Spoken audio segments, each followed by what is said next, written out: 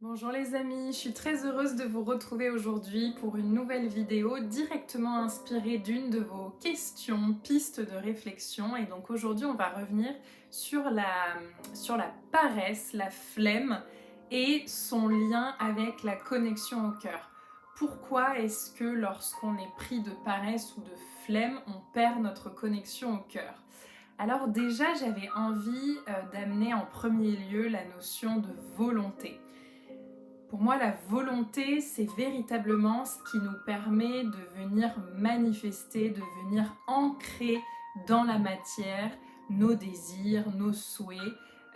Et c'est vraiment une notion importante qui est directement liée, à mon sens, à notre incarnation. Est-ce qu'on est véritablement ici? Est-ce qu'on souhaite véritablement laisser une trace ici? Ou est-ce qu'on a plutôt envie d'être ailleurs? Donc ça, c'est un premier point que j'avais envie d'amener. Et puis avec cette notion de volonté vient aussi la discipline. Alors, je sais que ce terme peut déranger parce que il nous renvoie à l'école, à faire nos devoirs, ranger notre chambre, etc., etc.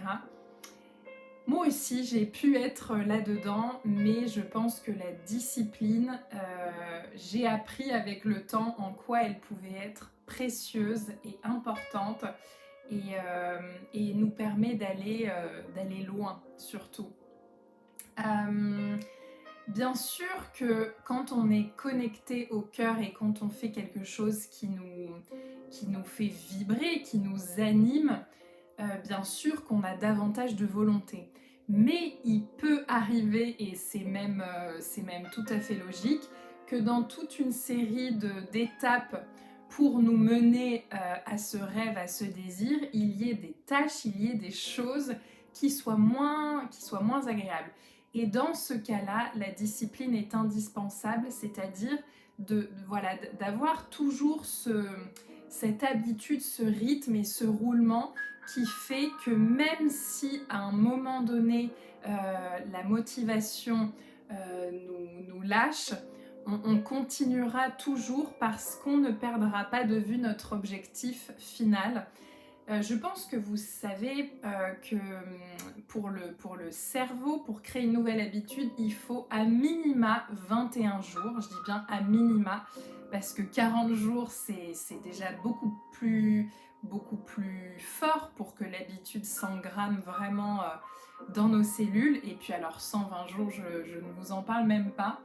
Donc c'est vraiment important de pouvoir avoir quelque chose de régulier. Voilà, un rythme, un roulement régulier et d'avoir toujours des objectifs réalistes qui nous mènent vers le sommet de la montagne, vers notre direction de rêve. Des freins, bien sûr, sur la route, on peut en avoir. Je pense notamment à la peur, à toutes ces stratégies d'évitement, au fait de vouloir rester petit, de ne pas vouloir montrer sa lumière. Ça, on en a déjà parlé dans d'autres vidéos. Et donc, bien sûr, à cet endroit-là, ce qui est important, ce qui est indispensable, c'est bien évidemment l'écoute de soi. À quel endroit je sers peut-être plutôt la volonté d'un autre au lieu de la mienne, l'écoute, et puis la confiance, l'estime, je sais ce que je vaux. Peut-être que le sommet de la montagne me semble infranchissable pour l'instant, mais avec des étapes raisonnables, je sais que je peux y aller et je déploie toute la volonté, toute la motivation nécessaire pour atteindre cet objectif. Et donc, je pense que vous le ressentez, vous pouvez en témoigner, mais quand on est comme ça, plein de bonne volonté, on est rechargé en énergie, en force qui pourrait justement nous permettre de déplacer des montagnes. Et puis, ce que je voulais peut-être vous dire en dernier lieu, c'est qu'il est bien sûr indispensable de respecter son rythme et son cycle, parce que bien évidemment que sur toute une période, il y a des moments où on est plus en énergie, moins en énergie, au même titre que la nature et que les saisons. Et donc c'est quand même très précieux de ne pas forcer, de ne pas s'acharner, de ne pas lutter quand on n'est pas en énergie pour. C'est ça aussi, être à l'écoute de soi et de son rythme, c'est de savoir quand là je suis dans la procrastination et c'est important que je mette en œuvre une discipline pour y aller, ou là véritablement mon corps me dit stop.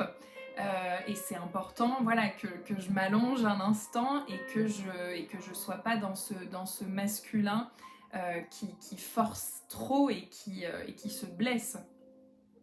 Et donc pour conclure, ce que je voulais vous transmettre en lien avec cette thématique, c'est que la volonté qui fait véritablement sens, en tout cas une volonté spirituelle, c'est celle qui est connectée donc à l'esprit, que ta volonté soit faite, donc qui est connectée à une volonté supérieure, et donc c'est le verbe qui se fait chair, et ça nous connecte à notre cœur, à notre âme, et donc à notre souveraineté.